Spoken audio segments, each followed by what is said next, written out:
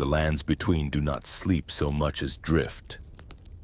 Light sinks behind the branches of the Erd tree, but its glow remains, a slow ocean of gold that washes over ruined walls, quiet villages, and battlefields long since abandoned. In that light, bodies turn to bone. Swords rust in the grass, and spectral silhouettes sometimes stand where no living watcher remains. It is a world where death does not always mean absence. It is a place where the line between the living and the dead has been bent, narrowed, and bound to a single towering tree. In this order, death is not only the final stillness of a chest, it is a law written into the Elden Ring itself, a concept called destined death, the marked and fitting end allotted to every being under the gaze of the greater will.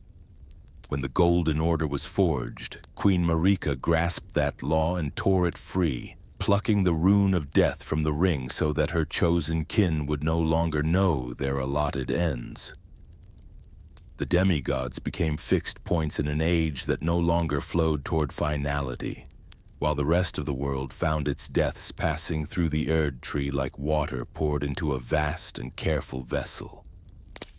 For the common folk, this meant that time still wore them down. They lived, they worked, they sickened, and they fell. Their bodies were placed in catacombs or beneath gentle mounds of soil, and their spirits were gathered by the Erd tree, drawn upward as pale motes into the golden sea. A farmer who collapsed in the fields of Limgrave might be mourned by a few, his tools passed to another. Yet his soul would find a kind of ordered rest in the light above. For them, death remained a conclusion, clear and finite, even if the exact workings were hidden behind bark and radiance. For those closest to Marika, the story ran differently. With the rune of death sealed away, the demigods could be slain in flesh yet remain anchored, denied the simple release that their subjects still received. Their bodies could fall, their palaces be reduced to ash, but their fated deaths no longer sat within the script of the Elden Ring. They were removed from the ledger that governed what must end. The world continued to orbit them, crowded with lives that could end and one family that by law could not. This was the first fracture between mortal death and divine persistence, a quiet imbalance that settled beneath every celebration of the Golden Order. Around this shining core, the Erd tree spread its influence in gentler forms. Erd tree burial practices, the reverence for roots and catacombs, and the rituals of remembrance all grew from the belief that a soul, once taken by the tree, was safe inside the cycle of grace. Death became less a terror and more a return. For people raised under its branches, the idea of a death that did not ascend into gold was disturbing, almost obscene. That is why, long after, the sight of those who live in death wandering with empty eyes beneath half-lit skies would be seen as a contagion, an affront rather than a miracle. In the earliest age of Marika's reign, before knives turned on demigods and before the Elden Ring lay shattered, this unnatural stillness at the top was masked by sound and motion. Godfrey, first Elden Lord, strode at the head of armies whose armor shone like small moving branches of the Erd tree's light. His companions were champions favored by grace, wrapped in halos of golden motes that hardened into resolve, strength, and an uncanny persistence on the battlefield. They carried the wars of the Golden Order to giants, dragons, and ancient foes, and while their enemies broke and scattered, they rose again and again as if the concept of an ending simply refused to settle on them. Each campaign carved legends into the land. Plains where trolls once marched became grazing fields. Mountains that had echoed with draconic fire grew quiet beneath snowfall. Under Godfrey's banner, the grace touched were both shield and spear for a nascent empire that believed its pact with the greater will to be unshakable. To the ordinary soldier who marched beneath that banner, the glow that gathered around their lord was a promise. It meant their deaths, if they came, would be seen, counted, and perhaps even turned aside. It meant that their suffering led toward a purpose aligned with the tree whose branches were visible from nearly any horizon. Yet grace in this age was never merely a reward. It was also a leash. It bound the favor to a path laid down by cosmic will, to campaigns that did not always end when the blood in the soil was enough, to expectations that outlived their patience. When the last campaigns of Godfrey's age began to falter, when victories grew costly or rare, something in that invisible pact shifted. The golden halos that had rested on those warriors as marks of favor began to dim. Not all at once, not with spectacle, but like embers losing their heat after a long night of burning. The stories say that Godfrey was the first among the favored to feel this loss of radiance. The light in his eyes, once mirrored by the Erd tree above, receded. The voice that had called him to war fell silent. In that silence, his title changed. Where he had been Elden Lord, he now became the first Tarnished, the one whose grace had been scraped away like gilt from old metal. His followers, many of whom had built their very sense of self around the golden bond, found their own lights fading in response. The name that would define them began as a sentence, perhaps even as a dismissal. To be tarnished was not simply to be shamed. The word carried the sense of something scratched, abraded, dulled from its original shine, but not completely stripped of substance. These were once chosen warriors and their descendants, people whose connection to grace had been cut but not erased.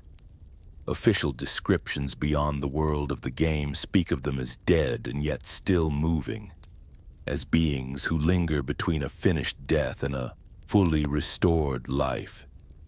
Within the fiction itself, they are the exiles whose line extends beyond the borders of the lands between, carrying faint traces of a light that no longer actively guides them.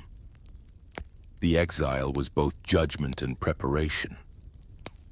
Godfrey and his companions were sent away from the lands between, past the fog-shrouded boundaries and into lands where the Erd tree's brilliance was dim enough to be mistaken for a distant star.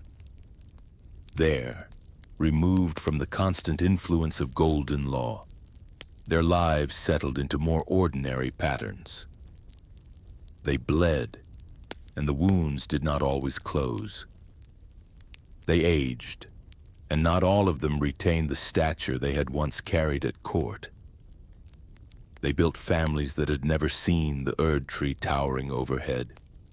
Families that knew of the Golden Order only as fragments of story or as distant, half-forgotten resentment.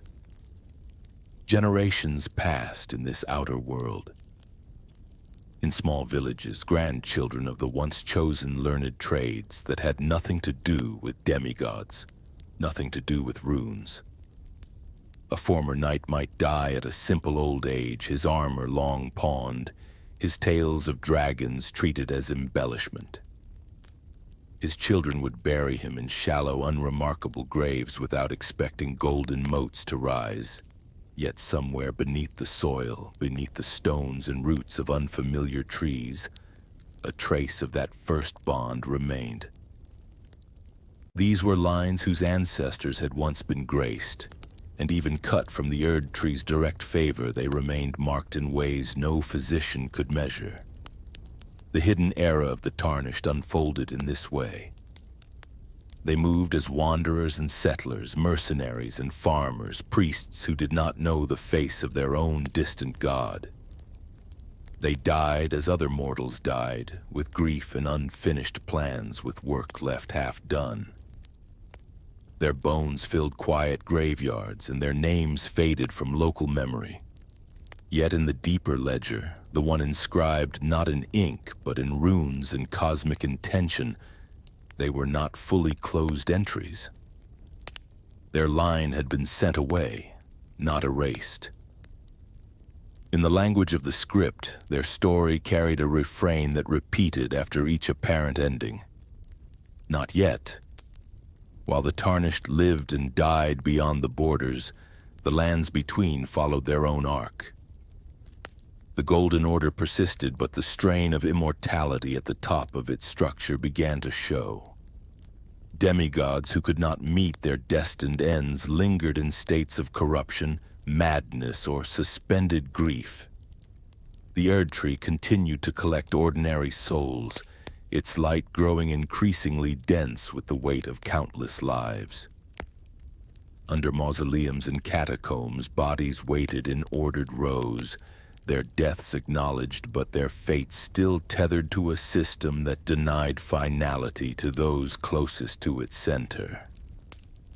Then came the night that proved even a sealed law can be partially restored. The rune of death, once plucked from the Elden Ring, was stolen in a fragment. Assassins stepped through the shadows with blades that carried a shard of forbidden power. One demigod, Godwyn the Golden, suffered what might be called a spiritual death, his soul broken and denied the path into the Erdtree's safe harbor. Another Ranni arranged the death of her own body, severing her spirit from a physical form that could have been claimed by the Golden Order. The balance of death and immortality was damaged in two directions at once. Godwyn's corpse, interred with honor in that same Erdtree burial framework, began to change. Without a soul to guide its rest, the body swelled, warped, and extended tendrils of corruption through the roots that touched it. From this distortion arose Deathroot, a tangible sign that something had gone wrong in the promised cycle of repose. Those who live in death, beings animated by this new principle, walked with hollow eyes and carried death within their very presence. They were not like the Tarnished wandering in exile. They were not once chosen warriors waiting on a distant call. They were the symptom of a cycle in which death had been denied, then twisted. The Golden Order reacted with harsh clarity.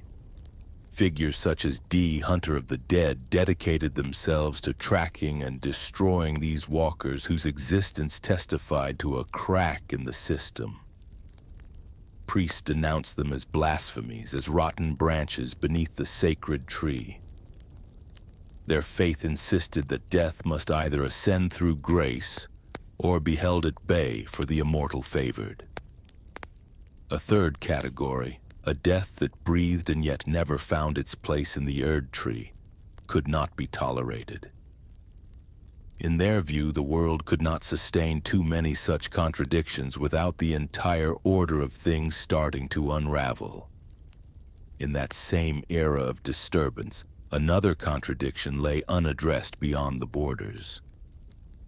The Tarnished were technically still part of the Erdtree's story, yet lived under other skies. They were not persecuted as those who live in death were.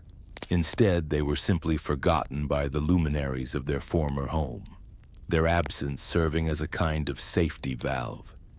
They were the pieces set aside from the board, still carved in the same shapes but no longer moved.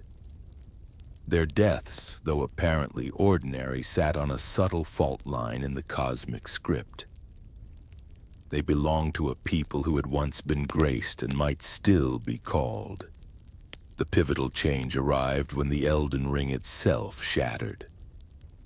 Great runes flew like broken glass through sky and story. Demigods, already altered by years of stalled mortality and bottled ambition, claimed fragments for themselves and fell upon one another in war. The shattering turned palaces into arenas and bloodlines into factions.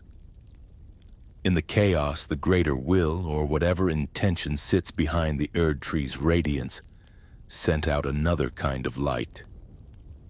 It moved not only through the branches overhead, but through dreams, scars, and long, quiet bones. It reached beyond the fog walls into foreign streets and distant graveyards, and touched the line that had once been sent away. For some Tarnished, this call arrived as a literal vision of golden grace, a curved beam guiding them toward a distant land they had never seen. For others, it was a more muted pull, a sense that their lives outside had become somehow incomplete, threaded through with a direction they could no longer ignore. In graveyards where grandchildren had left flowers, a hand might rise through soil that had rested undisturbed for years, compelled by a memory of obligation rather than simple hunger. For a wounded mercenary sleeping near death in a foreign clinic, the call might weave itself into a dream of roots and light, and the next waking breath would find them already on the path toward the lands between. This is where the description of the Tarnished as dead yet still living finds its most unsettling resonance. Some who answer the call have surely never stopped breathing. Their journey is that of the living, guided back to a homeland they never knew. Others are pulled up from genuine death, their bodies reclaimed before decay can finish its work. All of them share a status that does not fit comfortably into the simple categories that ruled ordinary villagers. They have died, or they carry the heritage of those who died outside grace, yet they move again within a story written by the very power that once sent them away. Inside the lands between, once they arrive, the distinction grows even more blurred. A Tarnished can be cut down by a knight in gleaming armor, crushed beneath a dragon's talons, or thrown from a crumbling wall into mist. Their body falls, and for an instant, the world holds them in stillness. Then they open their eyes once more at a sight of grace or beside a silent statue that bears Marika's likeness. The journey resumes as if death were a brief interruption rather than a destination. For the player, this functions as a game mechanic. Within the fiction, it hints at a metaphysical protection that does not belong to ordinary people. Grace does not simply guide their steps, it repeats them. It folds time around their failures, preventing any single cut or fall from counting as their destined end. Every defeat becomes either a lesson or a purgatorial loop, depending on the patience of the one who walks this road. The Tarnished are not invulnerable. They feel pain, tire, and bear scars, yet every attempt to write a full stop at the end of their story is quietly overwritten into a comma, and the sentence continues with a small, inevitable word concealed between breaths. Again. In contrast, those who live in death do not return in this way. When they fall to ashes, they are gone, though their presence has already altered the landscape with their mere existence. Demigods once truly slain by a power akin to destined death do not stand up at the next sight of grace because their deaths have finally been allowed to fulfill the law that was originally written for them. The Tarnished are set apart from both of these cases. They are a moving exception, an entire category of beings whose thread has been deliberately kept from fraying all the way through, even while they wear the garments of mortality. Seen from above, the Erd tree appears to be a single giant flame, steady and unmoving. Seen from within through the experience of a Tarnished, it is a labyrinth of deferred endings. Each time they fall and rise, the question of whether they are truly alive or truly dead grows less useful. They exist instead as instruments of a purpose that has not yet reached its conclusion. Their bodies can be killed, but their story cannot yet be ended. Their hearts can waver, but the golden line that pulls them forward does not sever.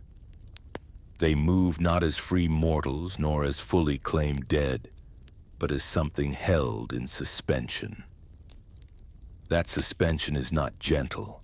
It presses on their thoughts as they choose which shard-bearing demigod to face, which alliances to honor, and which powers to accept or refuse. At key moments, other paths of death and survival reach out to them.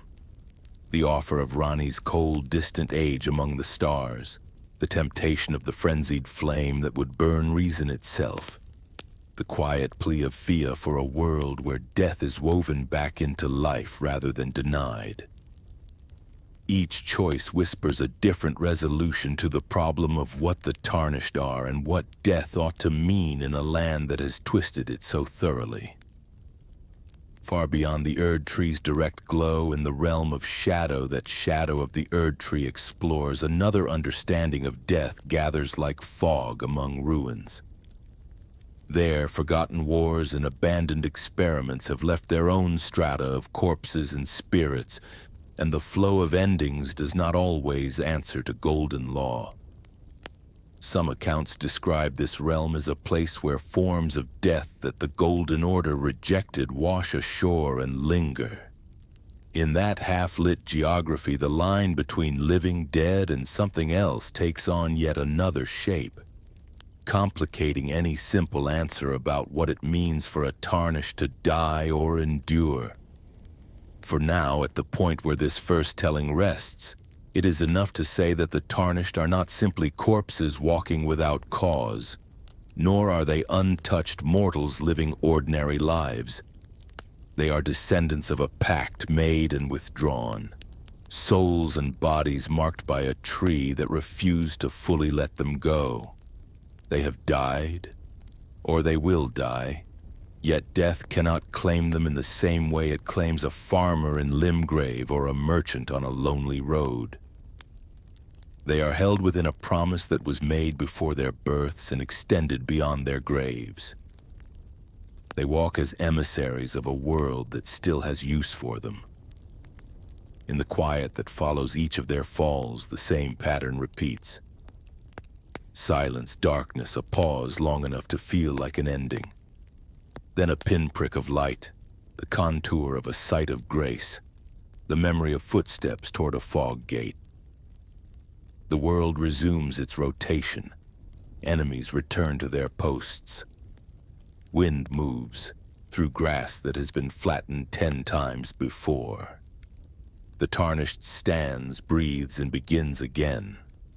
Whether that figure is truly alive or truly dead matters less than the fact that the story around them continues to bend, slowly and steadily toward the moment when destiny and death must finally meet.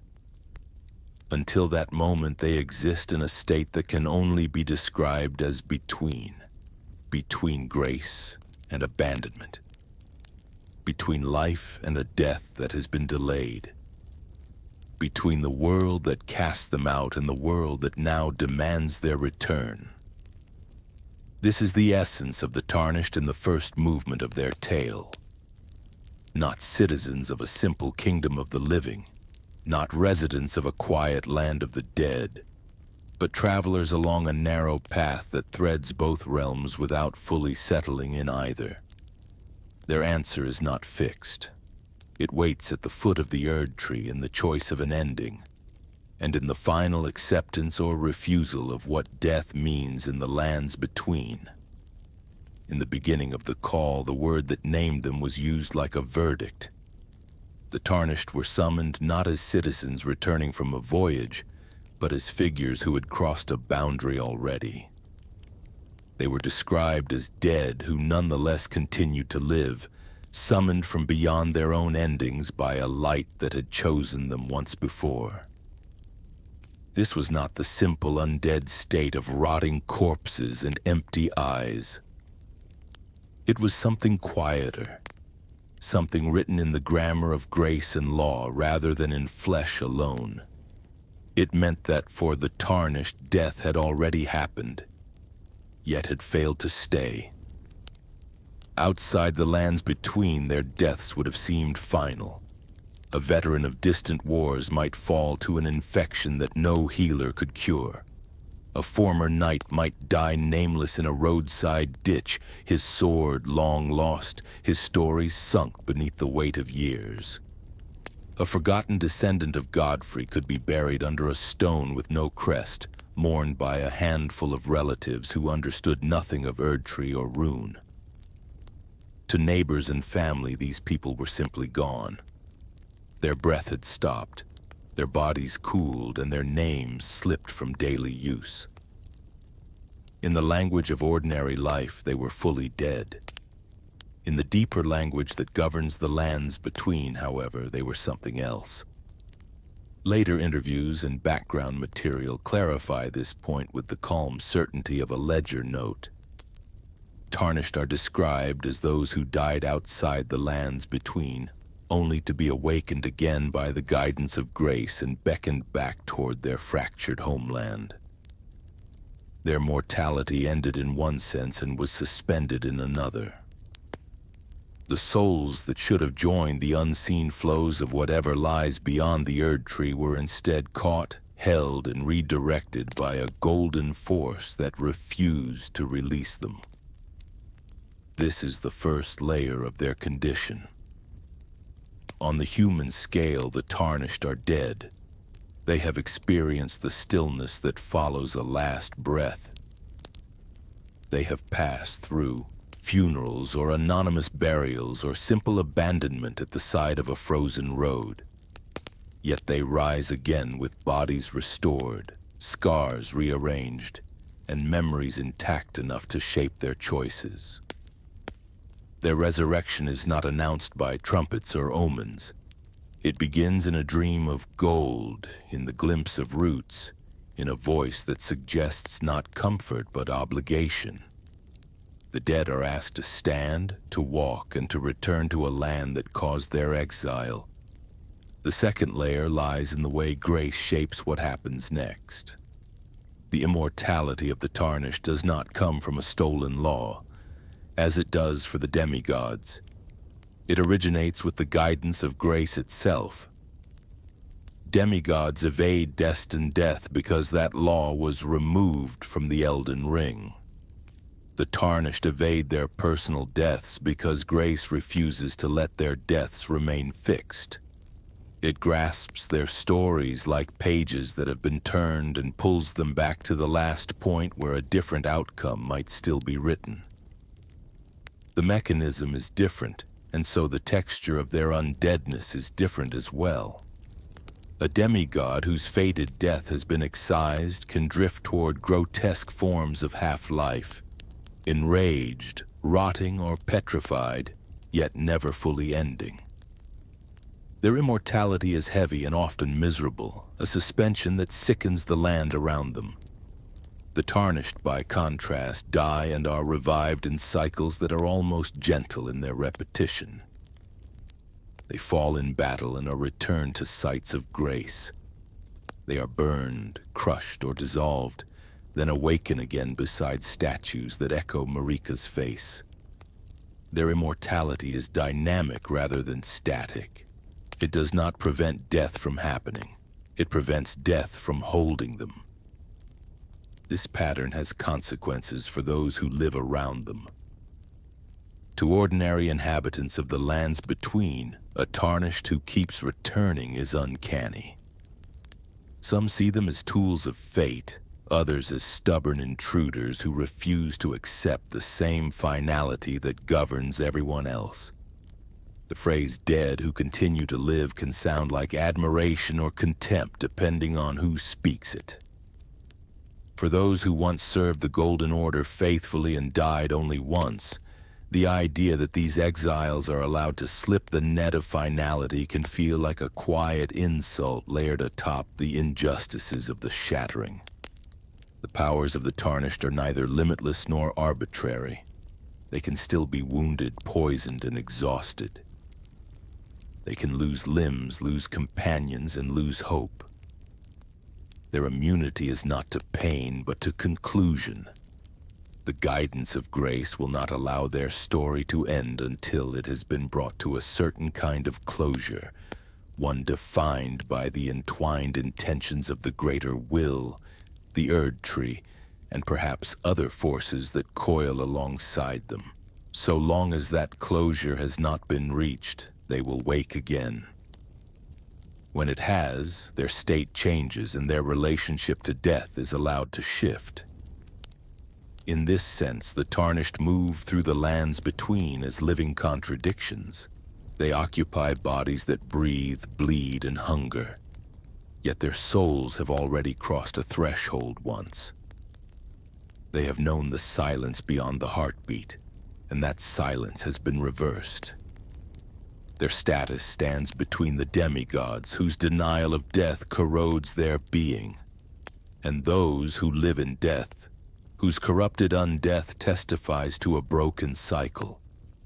The Tarnished are neither of these. They are an alternative form of persistence, sanctioned not by the erasure of law or by its defilement, but by an intervention in how that law is applied. This intervention can be seen in the small details that frame their journey. The Tarnished's furled finger, for example, is described as a finger of corpse wax, curled like a hook, a relic of those who came before left to help those who would come after. It is a tool shaped from the remains of the dead, repurposed into an instrument of connection. Its waxen material, its preserved curve, suggests that even pieces of a tarnished body can be caught in the same liminal state, more relic than corpse, more conduit than simple decay. The opening narration of the game supports this understanding with its ritual cadence. It names the Tarnished as dead, but then insists that they yet live, situating them immediately in a paradox. This is not a metaphor for political disgrace. It is a literal reflection of how their stories are structured, confirmed by later commentary that describes them as those who have already died and been called back. They are not the merely shamed, not simply those who have lost status. They are revenants bound to grace, their deaths acknowledged once and then set aside.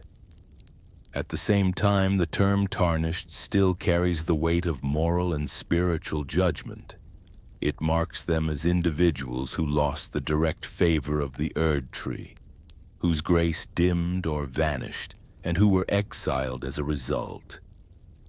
They are dead in the sense that their previous place within the Golden Order has been declared over.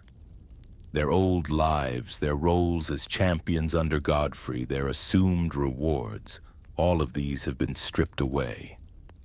When they return, they do so not as restored nobles, but as weathered figures whose original shine has been scuffed and scraped by distance and neglect. So the word Tarnished names both a metaphysical state and a social one. It indicates that they have died and been revived by a power that refuses to release them.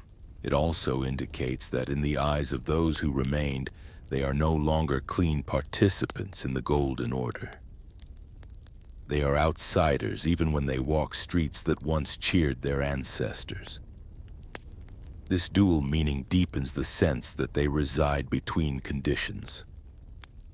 They are not simply undead soldiers marching under a necromancer's command, nor are they fully reintegrated subjects of the Erd Tree's rule. They are former faithful, repurposed into wandering instruments of a crisis. The crisis itself gives context to their peculiar endurance. The Elden Ring has been shattered, and the laws that once governed life, death, and order have been scattered among the demigods. In the words of the director explaining the premise, the guidance of grace appears to those who cannot die and calls them to return, to seek the Elden Ring, and perhaps to become Elden Lord. The world needs actors who can endure repeated failures. It needs figures whose stories can be rewritten until a viable ending emerges. The Tarnished are chosen precisely because their deaths do not stay fixed. Their undeadness is a design choice, a response to a broken law. When they step into this role, their powers and limits begin to define the shape of the narrative. Their inability to die permanently means they can confront threats that would obliterate ordinary champions after a single mistake. Their continued vulnerability to pain keeps their victories earned rather than inevitable. Their weak hold on status ensures that they interact with nobles and peasants alike as something other, something not quite safe. Every death they suffer and every resurrection they endure reinforces their function as flexible pieces on a board whose rules are being renegotiated in real time. If we shift perspective from the cosmic to the intimate, the cost of this status becomes clearer. To wake again and again in the same ruined chapel or beside the same statue is to feel time flatten. The world moves forward, but the Tarnished is pinned to certain moments, forced to repeat them until a better outcome can be forced. The repetition can feel like grace, a second chance extended as many times as needed. But it can also feel like punishment, a refusal to allow rest. For a figure who has already died once outside the lands between, this new pattern can resemble a trap, even if it serves a larger design. The different endings of Elden Ring can be read as different answers to the question that underlies all of this. They are not only political resolutions or religious reforms. They are experiments in what death and undeath are allowed to mean. In the most straightforward path, where the Tarnished becomes Elden Lord without drastically altering the underlying principles, the basic structure of the Golden Order is restored with adjustments. The Erd Tree continues to mediate life and death. The Tarnished who has served as instrument becomes a new center of authority, but their undead journey settles into a kind of exalted office rather than a release. Their condition is resolved socially, not metaphysically. In the Age of Order, shaped by Goldmask's vision, the goal is to repair the logic and causality of the Golden Order, smoothing out the contradictions that have warped it. In such a scenario, the exception of the Tarnished might be formalized, given a legitimate place in the revised law. Their status as dead who live could be codified rather than left as a glitch. Death would then be a concept harmonized with their existence, not constantly challenged by it. Yet, the cost of such harmony is a stricter, more rigid structure in which individual anomalies have less room to breathe. The blessing of despair, guided by the Dung Eater, offers a darker possibility. In this ending, the curse that condemns souls to restless, corrupted existence spreads across the world. Those who live in death cease to be outcasts and instead become the pattern. In such a world, the unique liminal state of the Tarnished loses its specialness. The distinction between their grace-bound undeath and Deathblight's corruption blurs into a single choking atmosphere. They are no longer dead who yet live in service of a purpose.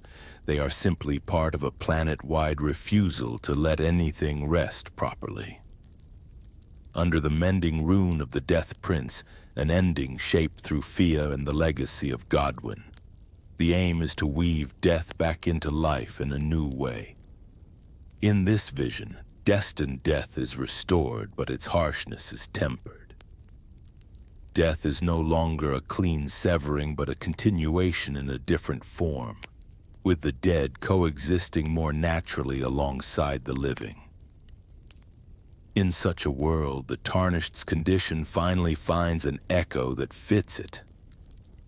They remain figures who crossed the threshold once and returned, but now the entire order of things is adjusted to make such crossings less monstrous. Their undeadness becomes emblematic of a world that accepts death as part of its rhythm, rather than something to deny or twist. The Age of the Stars, chosen by aligning with Rani, removes the Tarnished from the Erd Tree's shadow altogether. In this outcome, golden law is set aside in favor of a distant cold order governed by dark moon and deep space. The Tarnished becomes consort to an Empyrean who rejects the greater will. Their status as dead who live is then reframed in a wider cosmic context. They are no longer bound by the grace that restored them, but by a different principle that views life, death, and time through a lens of unimaginable scales. Their personal mortality is subsumed into a narrative that stretches far beyond the lands between. For them, death ceases to be the central question. Distance and detachment become more pressing. The Lord of Frenzied Flame ending, in which the Tarnished embraces a power that seeks to obliterate ordered existence, offers the most violent answer of all. If all things are to be consumed in blind fire, the fine distinctions between living, dead, undead, and something in between no longer matter. The Tarnished's long journey as a carefully preserved exception collapses into the same roar that takes everything else. Their state as dead who yet live becomes a brief prelude to a more absolute erasure. Shadow of the Erd Tree adds another dimension to these questions. By drawing the Tarnished into the realm of shadow, a land to which Miquella departed after divesting himself of his flesh, his lineage, and all things golden. This realm feels like a place where discarded or suppressed aspects of the lands between gather. Death there has different textures. Old massacres and forgotten cults have left scars that do not obey the Erd Tree's neat rules. Some interpret it as the bottom of a drain, the place where forms of death that cannot be fully processed in the main world eventually settle. When the Tarnished walks this land, their repeated resurrections continue. Sights that echo grace still return them to life when they fall. This persistence in a realm only loosely connected to the Erd Tree suggests that their undeath is no longer anchored solely to golden branches. It is tied to something broader, perhaps to the underlying intent of the greater will, perhaps to Miquella's designs, perhaps to a combination of conflicting powers that all refuse to release them. In the realm of shadow, where many things have been stripped of their original names, the Tarnished retains the paradox that defines them. They remain dead and living at once, emissaries of an unresolved question. Miquella's own story emphasizes themes of shedding, rebirth, and the search for a gentler world. His experiments with curses, his attempt to heal his sister Millennia of the Scarlet Rot, and his departure to the land of shadow all speak to dissatisfaction with how the Golden Order handled suffering and death. When the Tarnished follows his footprints through that realm, they move through spaces shaped by a different vision of endings. Some beings there are trapped in unending torment. Others drift in states that resemble the Tarnished's own limbo but lack the guiding hand of grace. The comparison sharpens the outline of what the Tarnished truly are. They are not simply one more variety of those who live in death. Those beings born of Godwyn's twisted corpse and death roots spread are accidents of a broken system. The Tarnished, by contrast, are deliberate. They are chosen subjects pulled from genuine death and kept in motion because the world needs them. Their undeath is not an infection, but a commission. If we imagine a ledger of cosmic accounts, those who live in death are entries marked in red unresolved errors. The Tarnished are entries written in ink that fades each time they fall, but is overwritten in the same shape again and again until a final sum can be drawn. From the perspective of the people inside the story, this difference may not always be visible. A villager watching a Tarnished rise from a killing blow might feel the same chill that a passing skeleton inspires. A knight who has sworn to hunt those who live in death may not see much distinction between them and an exile who refuses to stay dead. Yet lore and author commentary draw that line clearly. The Tarnished are dead in history, alive in body, and unclosed in law. They are, in every sense that matters, beings who have crossed the threshold once and now walk back and forth across it under supervision. Does that make them truly undead in the sense familiar from other tales of this lineage of games? Comparisons to hollows from earlier works are tempting, but there are differences.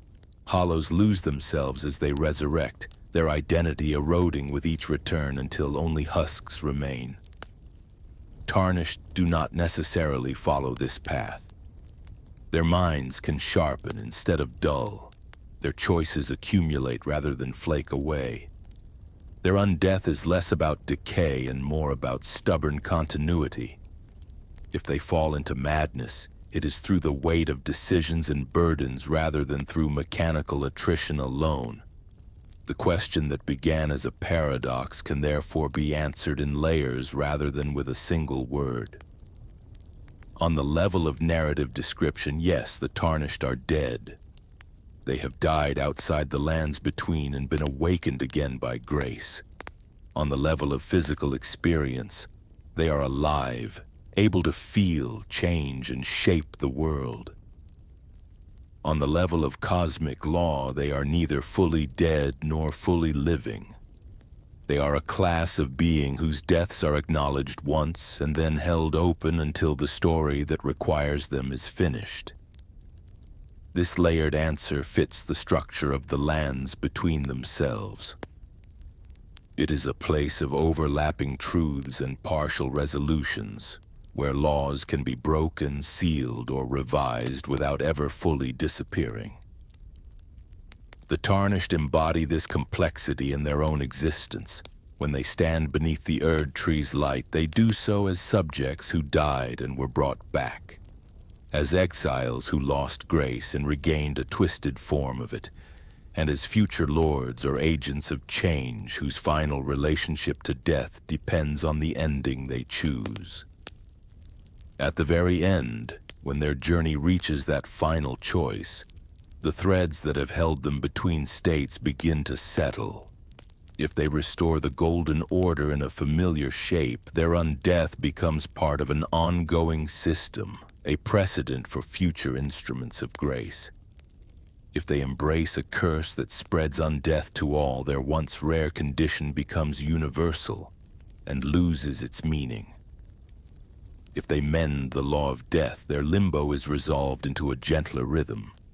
If they abandon golden law entirely, their personal paradox dissolves into the vastness of another order. In every case, the figure who began as dead, who still walked, forces the world to confront what death is.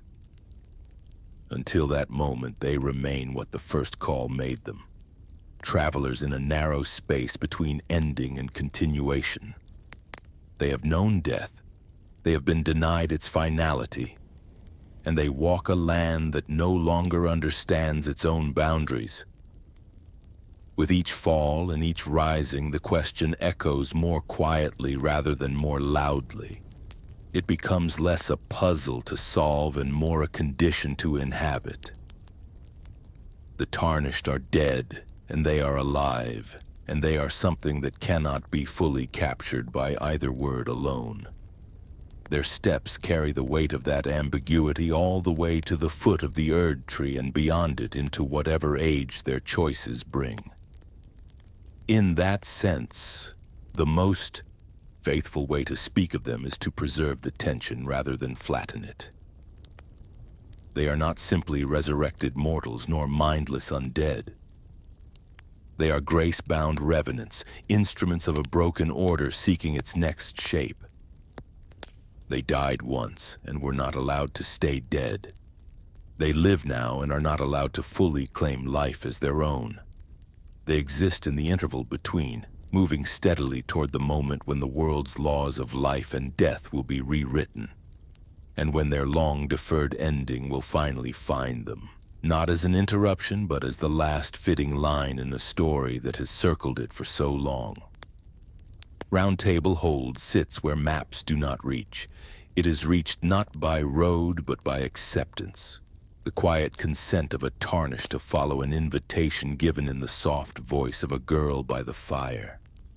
One moment they rest at a sight of grace, wind moving over grass or dust, and the next, they stand in a hall of carved wood and stone above a mist that has no bottom. This place is described in simple terms as a gathering point, a hold for champions who strive toward the Elden Ring, a hub outside the lands between where those chosen by grace can meet. Yet the nature of the hold mirrors the nature of the Tarnished themselves. It is a place that exists in between. The hold has no doors that open onto Limgrave or Liurnia. It can only be reached through the light that the Tarnished carry, and it can only be left by stepping back into that light. It is neither temple nor tavern, neither fortress nor dream, and yet it has the feeling of all of these things at once. In one corner, a smith hammers at an anvil that never cools. In another, a deathbed companion offers an embrace that carries the weight of funerary rites. Around the table, champions graze their fingers over etched patterns that repeat the same symbol of guidance they see in the world. Every figure here has some connection to the border between life and death. The Tarnished stand among their own kind. Consider Fia, the deathbed companion who waits in a chamber just beyond the glow of the central fires. She offers the Tarnished a simple act, an embrace that grants them a blessing rooted in the comfort given to the dying. Her very title situates her in a tradition where the living sit with those whose breaths are numbered, taking into themselves part of the burden of crossing. Fia, however, moves in a world where that crossing has been mismanaged.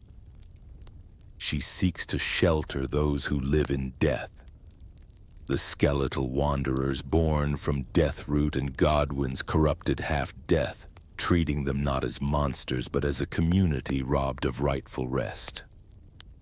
For Fia, the Tarnished are cousins to these outcasts. She sees in them not the rigid denial voiced by hunters of the dead, but a more flexible, more ambiguous relationship with endings. She speaks of an age where those who dwell in death are no longer hunted, where the world acknowledges that death has been wounded and must be healed, not chased away. In her presence, the Tarnished hears a vision in which their own liminal state becomes part of a gentler pattern, a state where beings who died and still walk are integrated rather than rejected. It is no accident that the path leading to the mending rune of the Death Prince runs through her chamber and her embrace. In another part of the hold sits Sorcerer Rogier, a Tarnished who has walked closer than most to the root of the world's broken death. Once he moved vigorously through Stormvale Castle, a scholar of sword and spell who studied the traces of the Knight of Black Knives. Following those traces into the depths, he came face to face with a cadaver of the Prince of Death and took into his body a slow, inward version of the same blight that afflicts skeletal wanderers. When the Tarnished meets him in the hold, Rogier is already seated, his legs gone numb beneath him, the branching signs of death blight creeping slowly along his form. Rogier is not yet one of those who live in death, yet his condition mirrors theirs. Deathroot has brushed against him, and his life is now measured not by years, but by the pace of an invasion that grows out of his own flesh. He investigates the very plot that produced Godwyn's spiritual death and Ranni's escape, but his own fate has already been touched by the outcome. When he finally succumbs, his passing in the hold feels different from an ordinary death. He does not rise as a skeleton, yet his presence lingers in notes, in knowledge, and in the way his journey pushes the Tarnished toward truths that lie buried beneath capital and tree. Near him, hammer ringing through the chamber, works smithing master Hugh. He is a misbegotten, a being marked by features of the old crucible chained to his anvil by a command from Queen Marika herself. His task is impossible from the beginning. He is charged not only to tend the blades of passing Tarnished, but to forge a weapon capable of killing a god. Hugh makes no secret of his status.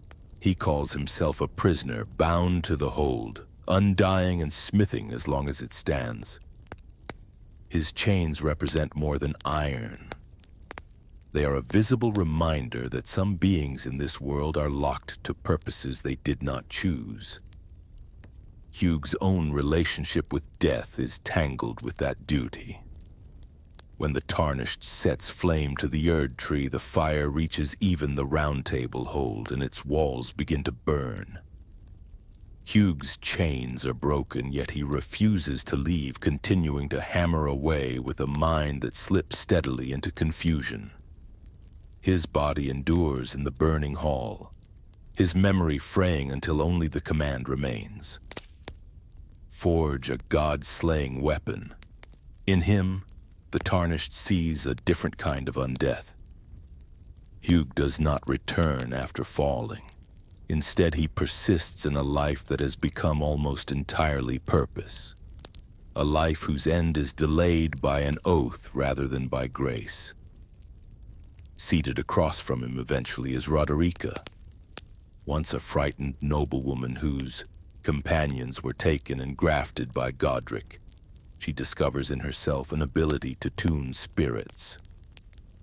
Under Hugh's reluctant guidance, she learns to shape the invisible echoes of long-dead warriors, giving the Tarnished means to call them forth in battle. Spirit ashes, called through the bell given by Rena, are described as remnants of heroes and creatures who once lived and now answer in spectral form. Roderica's craft gives them a clearer voice, a sharper edge, allowing them to fight again without ever fully returning to the vulnerabilities of the living. In the quiet of the hold, where hammer blows and distant murmurs form a steady backdrop, these spirits become part of the same spectrum that defines the Tarnished. They are dead, their bodies long gone, their histories reduced to fragments in item descriptions. Yet they can still stand by the Tarnished, still swing blades, breathe frost, or howl at enemies. The Tarnished's own condition, dying and returning beside sites of grace, rhymes with the lives of these summoned allies. All are caught in patterns of repetition that refuse a final rest. All continue to act in a world where death has ceased to be a simple gate and become a set of overlapping cycles. The Round Table itself enforces this sense of being apart from ordinary mortality. Scholars and players alike note that the hold is explicitly said to exist outside the lands between, reachable only through grace, disconnected from any visible geography. For the Tarnished, it is as if a portion of their soul has been given a safe room where time moves differently. They can return here after falls that should have ended them. They can speak to others who share their suspended state. Even the way the hold decays as the story advances, catching fire and losing its stability, mirrors the arc of the Elden Ring's own structure. When the Erd tree burns and the old order fails, the resting place of its chosen instruments can no longer remain untouched. Within this half-real hall, the Tarnished's status as dead who yet live feels almost ordinary. Fia speaks with the calm of one who knows both sides of the veil. Rogier studies deathblight while slowly succumbing to it. Hugh works under a sentence that ties his existence to an impossible goal. Roderica tends spirits as if they were patients in a quiet clinic. Even Gideon, the all-knowing, sits in a corner surrounded by books and whispers, feeding his mind with the sufferings and ambitions of others until the line between witness and participant begins to blur. Each of them exemplifies a different way the world has learned to live with partial deaths and deferred endings. As the Tarnished moves outward from the hold, these patterns repeat in the lands beyond. They encounter catacombs where skeletal warriors rise again unless properly stilled by holy light. They find churches where pilgrims sought comfort in death and instead met a strange form of persistence. They descend into deep-root depths and walk among the roots where Godwin's silently screaming visage pushes through bark and stone, a dead demigod whose absence of soul has not stopped his body from growing into something both vast and wrong.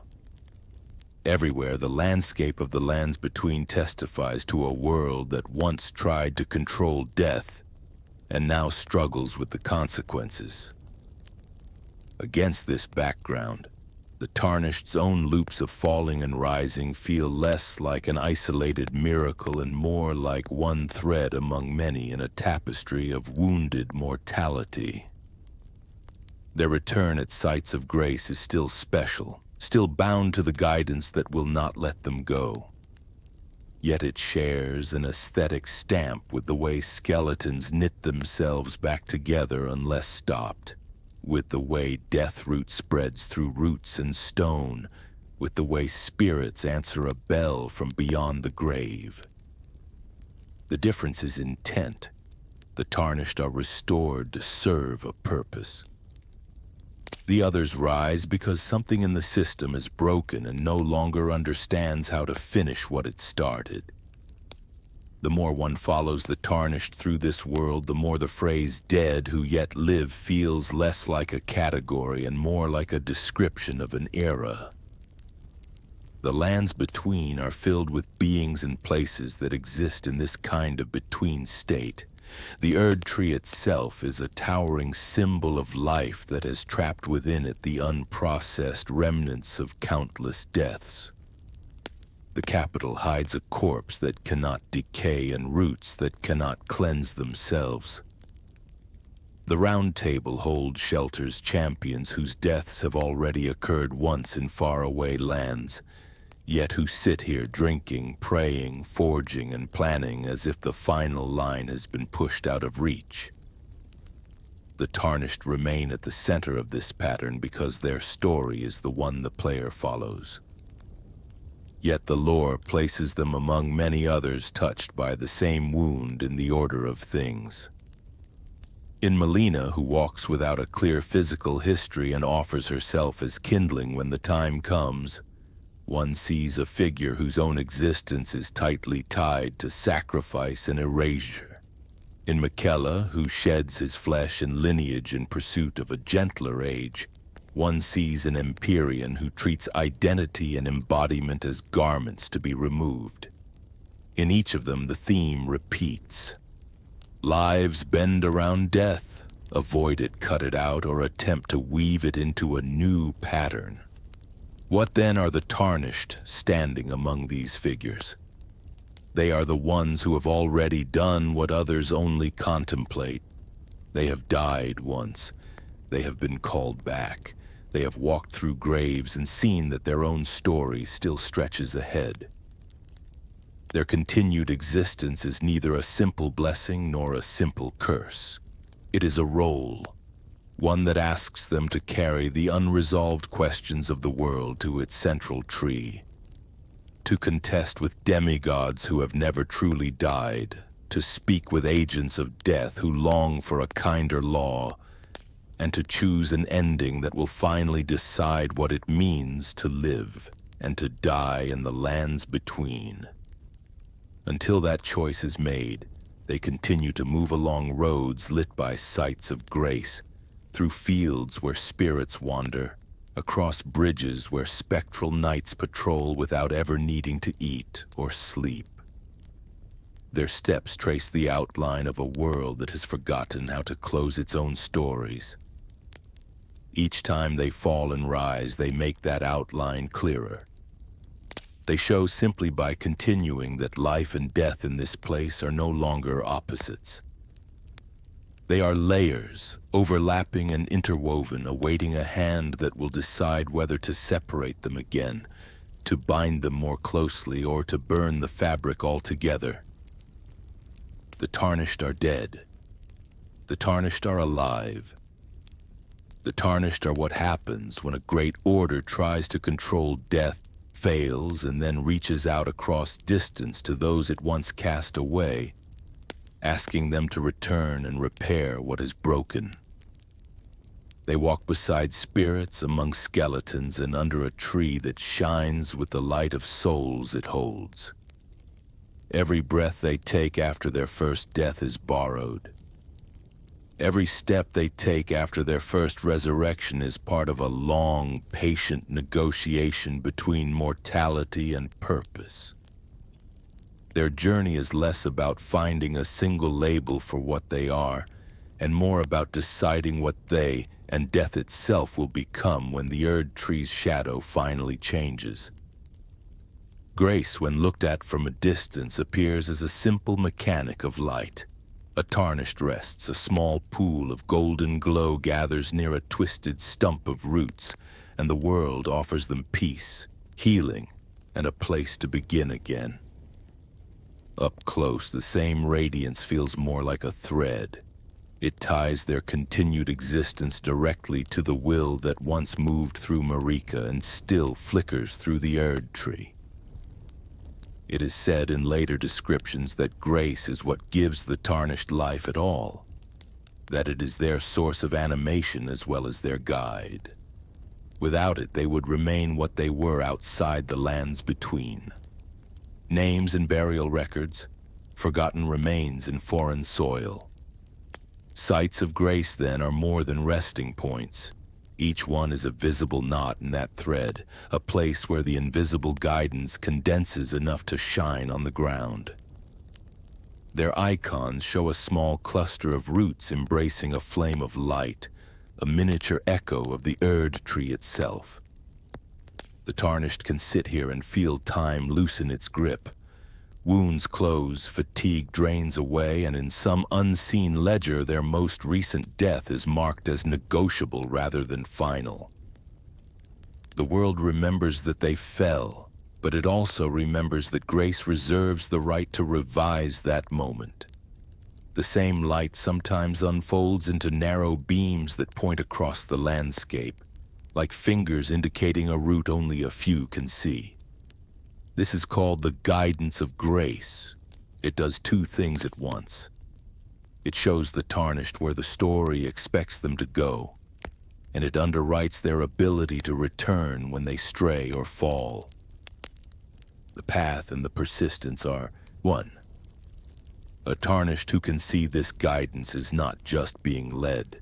They are being maintained, their existence supported by a force that has not abandoned its design, even as demigods wage their private wars. Stakes of Marika are smaller and harsher expressions of the same principle. These weathered statues stand in places where struggle is fiercest, at the mouths of caves, outside arenas, along borders where enemies gather. They are not places of rest so much as nails driven into the world, points where Marika's influence has been fixed with particular force. When a Tarnished dies near one of these stakes, they feel the same pull as at a site of grace, but the flavor is different. There is less comfort in it, more insistence. It is as if the one who ordered these statues placed refuses to let the attempt end here. You will rise and you will try again because this is where you must stand. Some lore-minded observers suggest that these stakes mark ground claimed or touched by Marika during her long shaping of the lands between. Where her influence never reached or where it was rejected, no stakes appear. There, a Tarnished who falls must trace a longer path back from a distant site of grace. Where her statues stand, the loop tightens. Life and death cycle more quickly, the repetition grows more intense, and the Tarnished's role as a persistent instrument becomes even clearer. They are being hammered into these battlefields just as the stakes are again and again until the conflict is resolved. Runes sit in the middle of all of this like quiet embers. In simple mechanical terms, they are experience and currency. They are what the Tarnished gathers from fallen foes and spends at sites of grace to grow stronger. In the deeper language of the world, they are fragments of something larger. Some accounts describe them as shards of the Elden Ring's power, scattered through all living things. Others see them as condensed traces of life and will, left behind when a creature dies. These readings do not fully contradict each other. If the Elden Ring once wrote the laws of life, then fragments of that writing might well be found wherever life has burned brightly enough. When the Tarnished dies, their runes spill out at the site of their fall, glowing faintly on the ground. To the people of the lands between, this must look like the soul's residue, a visible mark of a life that has not yet been fully processed. If the Tarnished can return to that place, reclaiming those runes is like reabsorbing what they left behind. If they fail and die again on the way, the runes vanish. The lesson is simple but sharp. Their persistence is not without cost. Each death scatters part of their accumulated strength. Each resurrection demands that they retrace steps or accept loss. The loop is generous, but it is never free. In this way, the Tarnished's undeath is tied not only to grace, but to the economy of runes. Grace may restore their body, but it does not automatically restore what they have gained from struggle. They must decide each time they fall whether to risk another attempt at retrieval or to accept that some of what they were has slipped irretrievably into the past. It is a quiet metaphor for the way memory and experience work in a life that refuses to end. Not every lesson survives. Not every strength can be carried forward. Even beings who cannot stay dead lose parts of themselves along the way. The wider landscape of the lands between reinforces this theme. In coastal shallows and half-flooded graveyards, the Tarnished encounters tibia mariners, spectral boatmen who steer ghostly vessels through waters clogged with bones.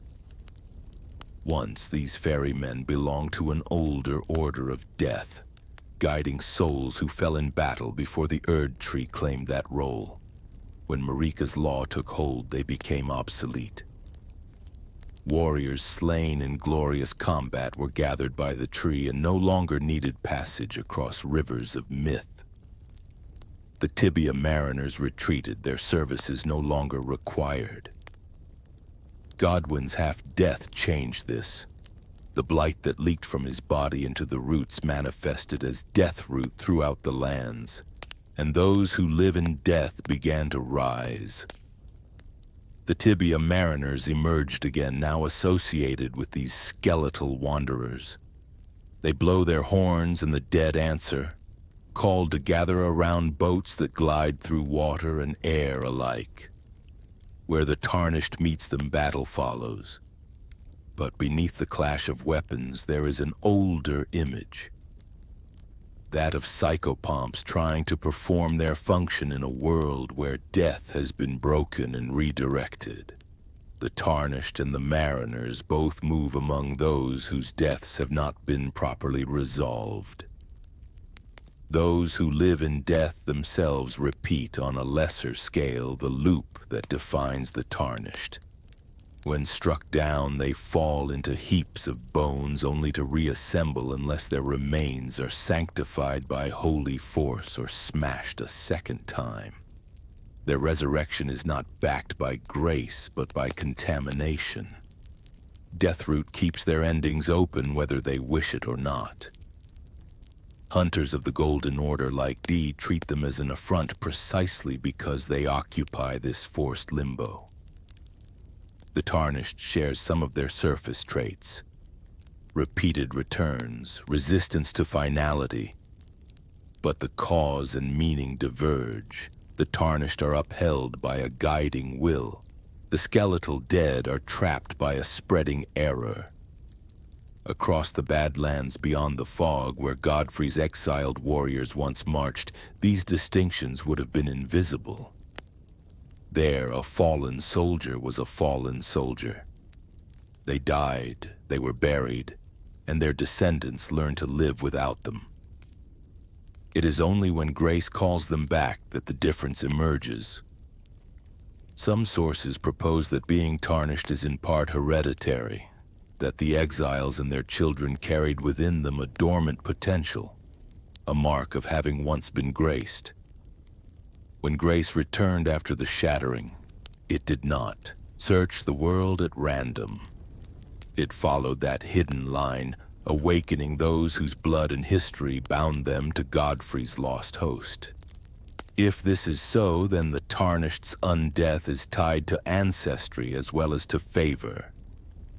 They are the latest expression of a promise made to warriors who fought under golden banners long ago. Those ancestors lived and died in ordinary ways after exile, but the story they belonged to was never fully closed. Their descendants inherit more than heirlooms and memories. They inherit a position in the cosmic script, a reserved space for a return, a latent claim on a life beyond death if the world should ever need it.